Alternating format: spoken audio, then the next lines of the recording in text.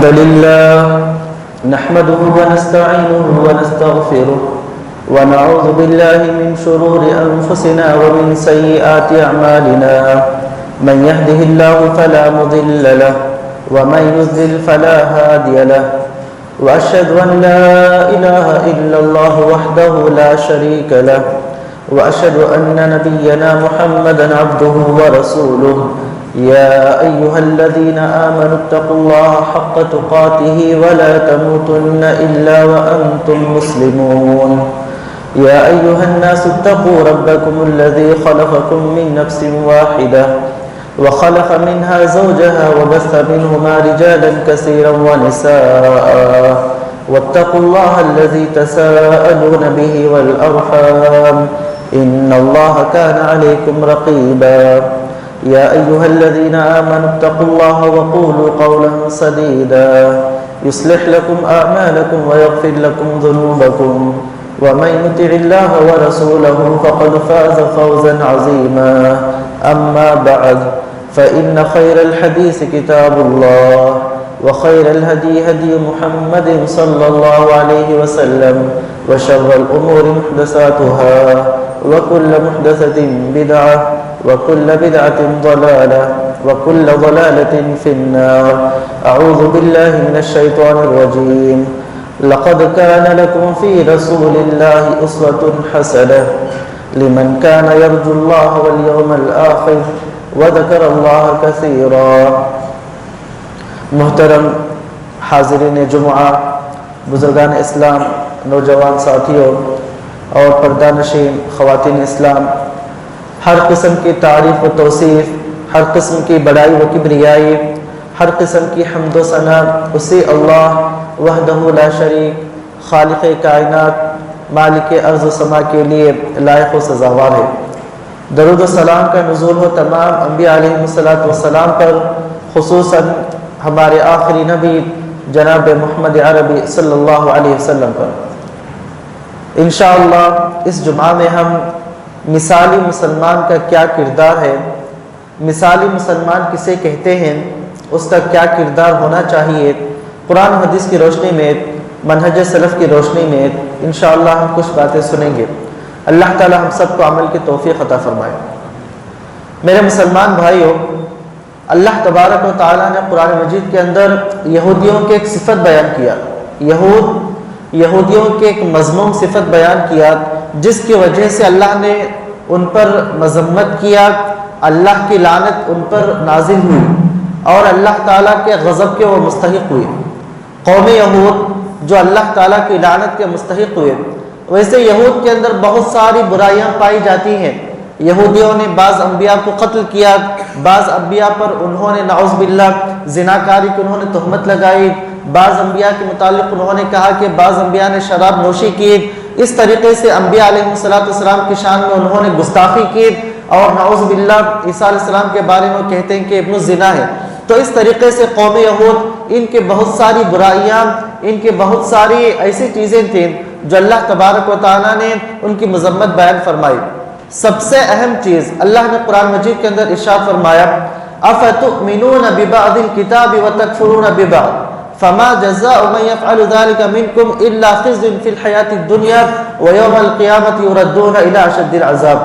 اس آیت میں اللہ تبارک و تعالیٰ یہودیوں سے مخاطب ہو کر فرما رہا ہے کہ اے یہود، افتؤمنون ببعض الکتاب، کیا تم کتاب کے بعض حصے پر ایمان لاتے ہو، تورات کے بعض احکامات کو مانتے ہو، وتکفرون ببعض، اور بعض احکامات کا انکار کرتے ہو، بعض احکامات پر عمل نہیں کرتے ہو، فما جزاء من يفعل ذلك منكم الا خزي في الحياة الدنيا، جو اس طرح کا عمل کرتے ہیں، یعنی شریعت کے بعض چیزوں کو مانتے ہیں اور بعض چیزوں کا انکار کرتے ہیں، تو ان کا انجام کیا ہوگا؟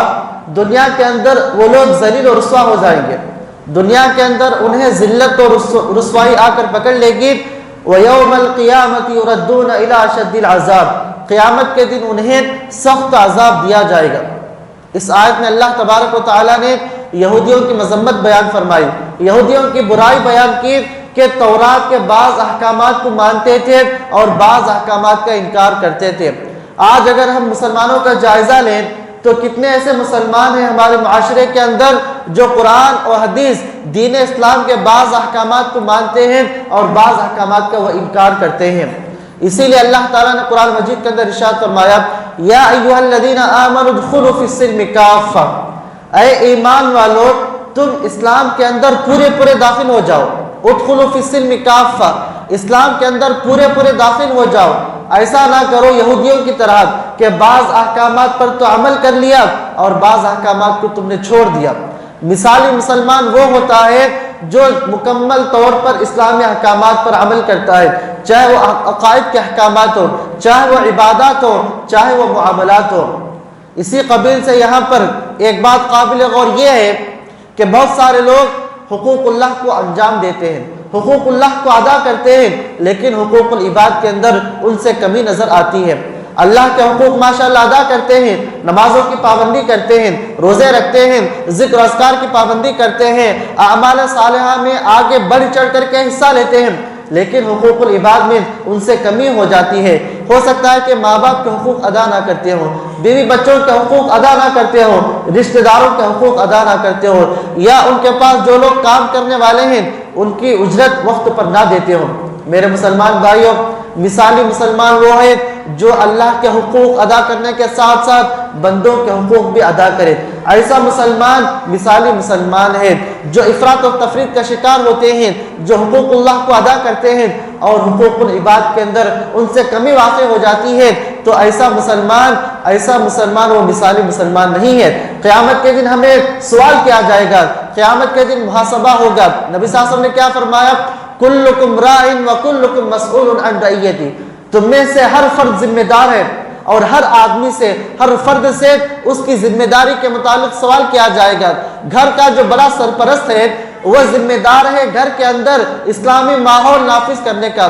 گھر کا جو سرپرست ہے، اگر گھر کے اندر شرک و خرافات ہے، لوگ بدعتوں پر عمل کرتے ہیں، گھر کے اندر شرک رائج ہے، یا گھر کے اندر لوگ طرح طرح کی چیزیں لٹکاتے ہیں، نعرے لٹکاتے ہیں، یا طرح طرح کے تعویذیں لٹکاتے ہیں اور یہ سمجھتے ہیں کہ اس کی وجہ سے گھر میں نفع نقصان ہوتا ہے، یہ عقیدہ رکھیں کہ ان چیزوں کے لٹکانے کی وجہ سے گھر میں خیر و برکت آتی ہے، یا ان چیزوں کے لٹکانے کی وجہ سے گھر کے اندر نقصانات ختم ہو جاتے ہیں، تو بالکل سراسر باطل عقیدہ ہے۔ نفع و نقصان کا مالک صرف اللہ تبارک و تعالیٰ ہے۔ اللہ تعالیٰ ہی ہے جو فائدہ پہنچا سکتا ہے، اللہ تعالیٰ ہی ہے جو ہمارے مشکلات کو دور کر سکتا ہے، اللہ ہی کی ذات ہے جو ہمیں اولاد عطا کر سکتی ہے، اللہ ہی ہے جو بیمار آدمی کو شفا عطا کر سکتا ہے، اللہ ہی ہے جو مقروض آدمی کے قرض کے لیے ادائیگی کے لیے اللہ تعالیٰ آسانی پیدا کر سکتا ہے۔ میرے مسلمان بھائیوں، اللہ تبارک و تعالیٰ نے قرآن مجید کے اندر ارشاد فرمایا افرأیتم، تمہارا کیا خیال ہے وہ لوگ جو مصیبتوں میں، آزمائشوں میں اللہ کو چھوڑ کر غیر اللہ سے پوچھتے ہیں، غیر اللہ سے سوال کرتے ہیں، حالانکہ وہ انہیں نہ فائدہ پہنچا سکتے ہیں اور نہ نقصان پہنچا سکتے ہیں۔ میرے مسلمان بھائیوں، ہمیں سب سے پہلے گھر کے اندر ایک اچھا ماحول بنانا ہے، اسلامی ماحول بنانا ہے۔ گھر کا جو فرد ہے، گھر کا جو سرپرست ہے، اس پر یہ ذمہ داری عائد ہوتی ہے کہ گھر کے اندر اسلامی ماحول کو لائیں، گھر کے اندر قرآن مجید کی تلاوت کا اہتمام کریں، گھر کے اندر سنت اور نوافل کا اہتمام کریں، حتیٰ کہ مرد حضرات گھر کے اندر نوافل اور سنن کا اہتمام کر سکتے ہیں، نفل نمازیں اور مسنون نمازیں گھر کے اندر ادا کر سکتے ہیں، اور یہ افضل اور بہتر ہے۔ اور جب گھر کا سرپرست گھر کے اندر نمازوں کی پابندی کرے گا، اس کو دیکھ کر کے ان کی اولاد بیوی متاثر ہوں گے اور گھر کے اندر نیک ماحول آئے گا، گھر کے اندر اسلامی ماحول آئے گا۔ تو مثالی مسلمان وہ ہے جو اپنے گھر کو اسلامی ماحول کے اندر ڈھالتا ہے، گھر کے اندر اسلام و ایمان کو نافذ کرتا ہے۔ ایسا نہیں کہ گھر کے اندر مسجد کو گئے اور مسجد کے اندر ہم نے نماز پڑھ لی اور گھر آئے اور گھر کے اندر شرک ہے، خرافات ہے، بدعات ہے، اور گھر کے اندر گانا بجانا ہے، گھر کے اندر ٹی وی ہے، گھر کے اندر سب ماں باپ اولاد سب مل کر کے دیکھتے ہیں اور فحش چیزوں کو دیکھتے ہیں، برائیوں کو دیکھتے ہیں، یا گھر کے اندر اسلامی ماحول نہیں ہے، تو ہمارے گھروں کے اندر اللہ کی رحمت کیسے نازل ہوگی؟ ہمارے گھروں میں برکت کیسے نازل ہوگی؟ جب ہم ہمارے گھروں کو اسلامی گھر نہیں بنائیں گے، اسلامی ماحول نہیں اپنائیں گے، تو کیسے اللہ کی رحمت اترے گی؟ تو کیسے ہمارے گھروں کے اندر اللہ تعالیٰ کی برکت نافذ ہوگی؟ میرے مسلمان بھائیوں، ہم میں سے ہر آدمی کو مثالی مسلمان بننا ہے، ہم اس وقت تک مثالی مسلمان نہیں بن سکتے ہیں جب تک ہم حقوق العباد کو انجام نہیں دیں گے، جب تک ہم حقوق اللہ کو انجام نہیں دیں گے۔ مثالی مسلمان وہ ہے جو دونوں حقوق کو ادا کرتا ہے۔ جیسے میں نے پہلے بتایا، کچھ لوگ اللہ کے حقوق کو ادا کرتے ہیں اور حقوق العباد کو ادا کرنے میں ان سے کمی اور تقصیر واقع ہوتی ہے، اور کچھ لوگ اس کے اپوزٹ ہے۔ کچھ لوگ ماشاءاللہ بیوی بچوں کا بہت خیال کرتے ہیں، ماں باپ کا بہت خیال کرتے ہیں، ان کی خدمت کرتے ہیں اور رشتہ داروں کا بھی خیال کرتے ہیں، لیکن حقوق اللہ میں ان سے کمی واقع ہوتی ہے۔ توحید کے اندر، نمازوں کے اندر، روزوں کے اندر، ذکر و اذکار کے اندر یا اللہ تعالیٰ سے ان کا تعلق مضبوط نہیں ہوتا ہے۔ میرے مسلمان بھائیوں، مثالی مسلمان وہ ہے جو دونوں کے اندر توازن برقرار رکھتا ہے۔ مثالی مسلمان وہ ہے جو حقوق اللہ کو بھی ادا کرتا ہے اور حقوق العباد کو بھی ادا کرتا ہے۔ ایسا مسلمان مثالی مسلمان ہے۔ مثالی مسلمان وہ ہے جو نبی صلی اللہ علیہ وسلم کو اپنا آئیڈیل مانتا ہے، جو صحابہ کرام کو اپنا اسوہ مانتے ہیں، جو صحابیات کو اپنا اسوہ مانتے ہیں۔ آج ہم مسلمانوں کا حال یہ ہے، آج ہم نبی صلی اللہ علیہ وسلم کی سیرت کو ہم بھلا بیٹھے ہیں، صحابہ کرام کی سیرت، صحابیات کی سیرت ہمیں یاد نہیں ہے۔ آج ہم اپنا ہیرو کسے سمجھتے ہیں؟ آج فلمی ستاروں کو یا کرکٹرز کو یا کھلاڑیوں کو ہم سمجھتے ہیں کہ یہ ہمارے ہیروز ہیں۔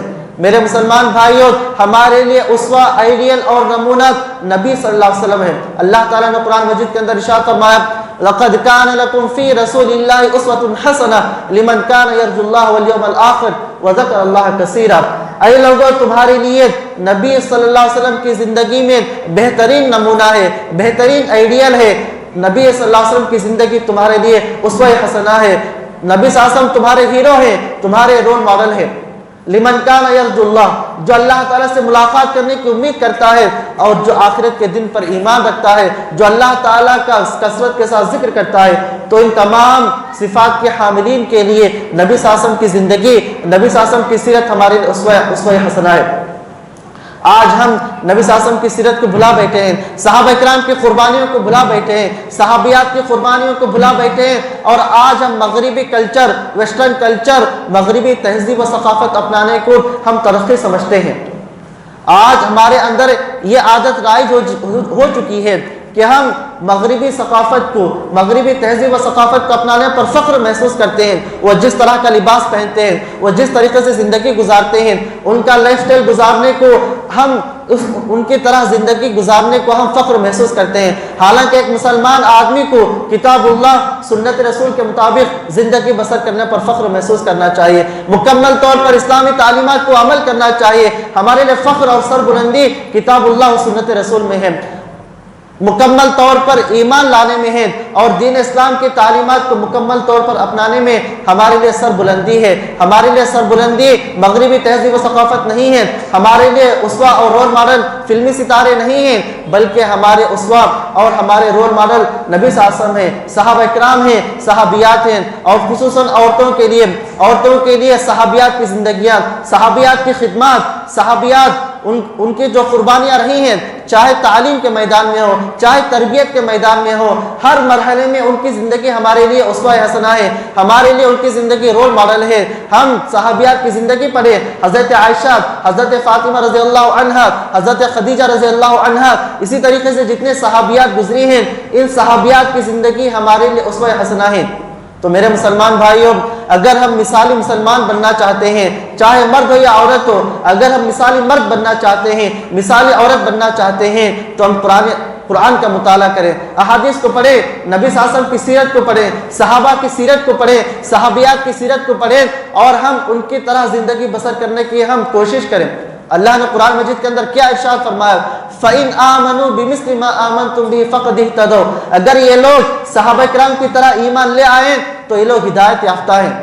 اللہ نے یہاں پر گارنٹی دی ہے، اللہ نے یہاں پر سرٹیفکیٹ جاری کیا ہے کہ اگر ہماری زندگی صحابہ کرام کی زندگی طرح ہوگی، اگر ہم صحابہ کرام نے جس طریقے سے انہوں نے دین پر عمل کیا ہے، اسلام پر عمل کیا ہے، جس طریقے سے انہوں نے قربانیاں دی ہیں، ہم ان کی سیرت کو پڑھیں، ان کی زندگیوں کو پڑھیں، اور ہم اپنی زندگیوں کو ان کے قالب میں ڈھالیں گے، تبھی جا کر کے ہمیں کامیابی حاصل ہوگی، اور تبھی جا کر کے ہم مثالی مسلمان بن سکتے ہیں۔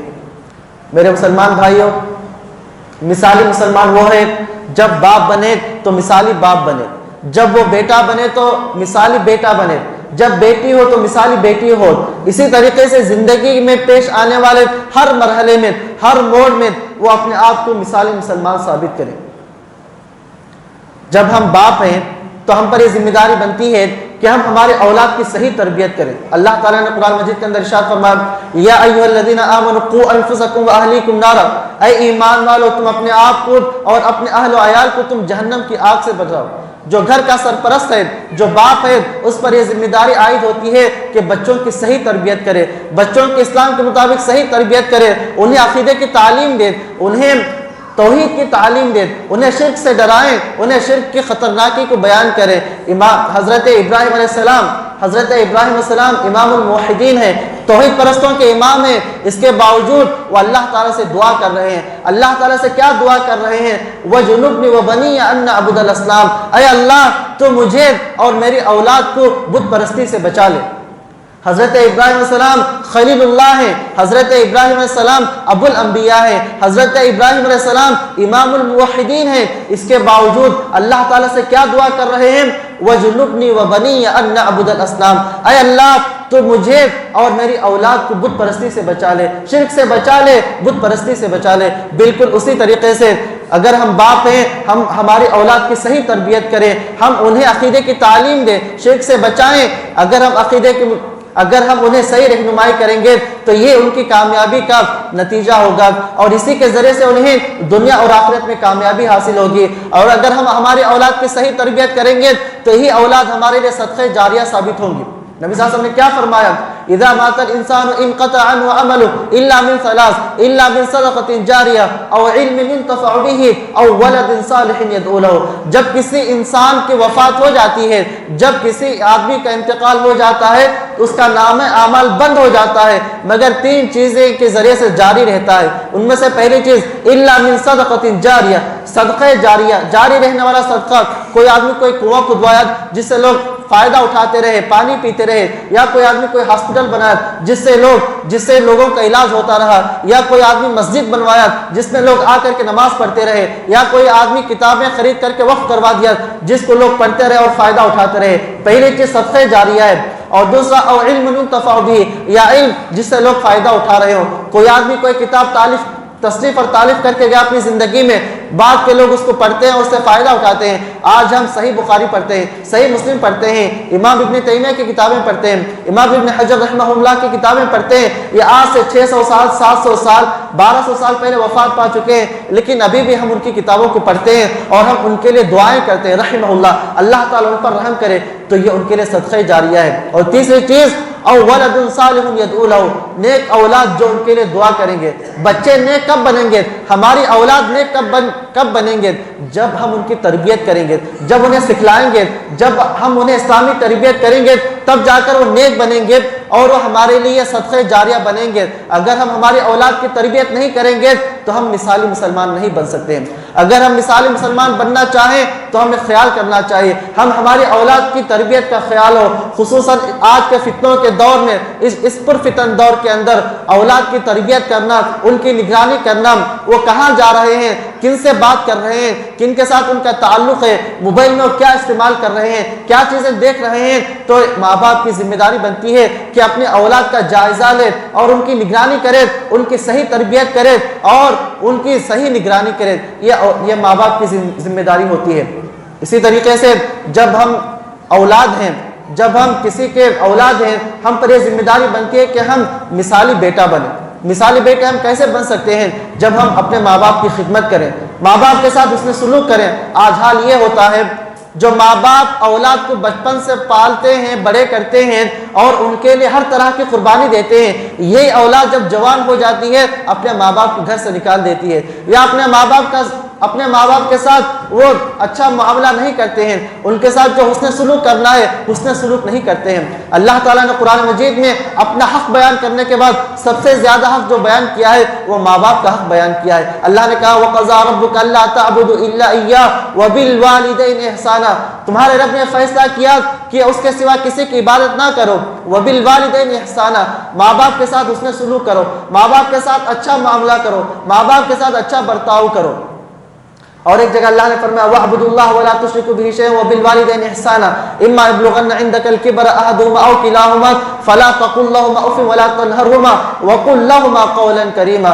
اے لوگوں صرف ایک اللہ کی عبادت کرو، اللہ کی عبادت میں کسی کو شریک نہ کرو، اور ماں باپ کے ساتھ اس نے سلوک کرو، ماں باپ کے ساتھ بھلائی کا معاملہ کرو، اور اگر ماں باپ میں سے دونوں یا ایک بڑھاپے کے مرحلے کو پہنچ جائیں تو تم ان کے ساتھ اچھا معاملہ کرو اور انہیں اف تک نہ کہو، اپنے ماں باپ کو اف تک نہ کہو، ولا تنہرہما، اپنے ماں باپ کو نہ ڈانٹو، اپنے ماں باپ کو جھٹکی نہ دو، وقل لہما قولا، اور اپنے ماں باپ کے ساتھ اچھی بات کرو، اور وخفض لہما جناح الذل من الرحمہ، اور اپنے ماں باپ کے لیے رحمت کے بازو بچھا دو۔ جس طریقے سے ایک مرغی ہوتی ہے وہ اپنے پروں کے اندر اپنے بچوں کو ڈھانپ لیتی ہے، چھپا لیتی ہے ٹھنڈی یا گرمی سے بچانے کے لیے، تو اللہ تعالیٰ اس آیت کے اندر اولاد کو حکم دے رہا ہے کہ تم اپنے ماں باپ کے ساتھ حسن سلوک کرو، رحم و کرم کا معاملہ کرو۔ جس ماں باپ نے تمہیں بچپن میں پالا ہے، پوسا ہے، بڑا کیا ہے، تم پر یہ ذمہ داری عائد ہوتی ہے کہ اپنے ماں باپ کے ساتھ حسن سلوک کرو۔ اور حدیث کے اندر نبی صلی اللہ علیہ وسلم نے فرمایا کہ کبیرہ گناہوں میں سے من اکبر الکبائر الاشراک باللہ وعقوق الوالدین، کبیرہ گناہوں میں سے کبیرہ گناہ یہ ہے اللہ تعالیٰ کے ساتھ شریک کرنا اور ماں باپ کی نافرمانی کرنا، ماں باپ کے ساتھ قطع تعلق کرنا یا ماں باپ کے ساتھ حسن سلوک نہ کرنا، یہ کبیرہ گناہوں میں سے ایک کبیرہ گناہ ہے۔ اور ایک حدیث میں نبی صلی اللہ علیہ وسلم نے فرمایا رضا اللہ فی رضا الوالدین وسخطہ فی سخطہما، کہ اللہ کی رضامندی ماں باپ کی رضامندی میں ہے اور اللہ کی ناراضگی ماں باپ کی ناراضگی میں ہے۔ اگر ماں باپ ناراض ہیں تو اللہ بھی ناراض ہے، اگر ماں باپ خوش ہیں تو اللہ بھی خوش ہے۔ یہ اور بات ہے کہ اگر ماں باپ نافرمانی کا حکم دے، اگر ماں باپ شرک یا بدعت کا حکم دے تو ایسی صورت میں ماں باپ کی اطاعت نہیں کرنا ہے۔ اگر ماں باپ معصیت، اللہ کے علاوہ کوئی بھی مخلوق اگر ہمیں نافرمانی کا حکم دے تو ہمیں اس پر عمل نہیں کرنا ہے۔ لا طاعۃ لمخلوق فی معصیۃ الخالق، اس حدیث میں نبی صلی اللہ علیہ وسلم نے فرمایا لا طاعۃ لمخلوق، کسی بھی مخلوق کی اطاعت نہیں کرنا ہے، فی معصیۃ الخالق، اگر وہ اللہ کی نافرمانی کا حکم دے، استاذ ہو یا ماں باپ ہو یا بھائی ہو یا کوئی اور بھی ہو، کوئی بھی انسان اگر ہمیں اللہ کی نافرمانی کا حکم دیتا ہے تو ایسی صورت میں نہیں کرنا ہے۔ میرے مسلمان بھائیوں، جب ہم اولاد ہیں تو ہمیں مثالی اولاد بن کر کے زندگی بسر کرنا ہے۔ اسی طریقے سے ماں ہے تو ماں کے لیے یہ ماں پر یہ ذمہ داری عائد ہوتی ہے کہ وہ مثالی ماں بنے۔ جس طریقے سے صحابیات ہیں، صحابیات زندگی بسر کر کے گئے ہیں، بالکل اسی طریقے سے ہم ہمارے اولاد کی صحیح تربیت کریں، ہم ہمارے بچوں کی صحیح تربیت کریں، اس لیے کہ ماں کی تربیت اولاد کے لیے سب سے پہلی درسگاہ ہوتی ہے۔ ماں کی گود اولاد کے لیے سب سے پہلی درسگاہ ہوتی ہے۔ اولاد اپنے ماں باپ سے متاثر ہوتی ہے، وہ اثر لیتی ہے۔ اگر ماں باپ نیک رہیں گے، اگر ماں نیک رہے گی تو اولاد اس سے متاثر ہوگی، اولاد نیک بنے گی۔ اگر ماں نیک نہیں ہوگی، اگر ماں اپنے اولاد کی صحیح تربیت نہیں کرے گی تو پھر اولاد کی اصلاح کرنا بڑا مشکل ہو جائے گا۔ ایک صحابی نبی صلی اللہ علیہ وسلم کے پاس آ کر کے سوال کرتے ہیں یا رسول اللہ من ابر، اے اللہ کے نبی صلی اللہ علیہ وسلم میرے حسن سلوک کا سب سے زیادہ مستحق کون ہے؟ نبی صلی اللہ علیہ وسلم فرماتے امک، تمہاری ماں۔ پھر وہ آدمی دوبارہ سوال کرتا ہے کہ اے اللہ کے نبی صلی اللہ علیہ وسلم من ابر، میرے حسن سلوک کا سب سے زیادہ مستحق کون ہے؟ پھر نبی صلی اللہ علیہ وسلم جواب دیتے ہیں امک، تمہاری ماں۔ پھر تیسری مرتبہ سوال کرتے ہیں وہ صحابی، نبی صلی اللہ علیہ وسلم وہی جواب دیتے ہیں۔ پھر چوتھی مرتبہ سوال کرتے ہیں تو نبی صلی اللہ علیہ وسلم جواب دیتے ہیں ابوک، تمہارے باپ۔ یہاں پر ماں کا درجہ باپ کے مقابلے میں 3 گنا زیادہ ہے، کیونکہ جو 3 مراحل سے ماں گزرتی ہے وہ باپ نہیں گزرتا ہے۔ 3 مراحل وہ کیا ہیں؟ ایک حمل کا مرحلہ ہے اور ایک وضع حمل کا مرحلہ ہے اور رضاعت کا مرحلہ ہے۔ یہ جو 3 مراحل ہیں، یہ 3 مراحل ماں گزرتی ہے۔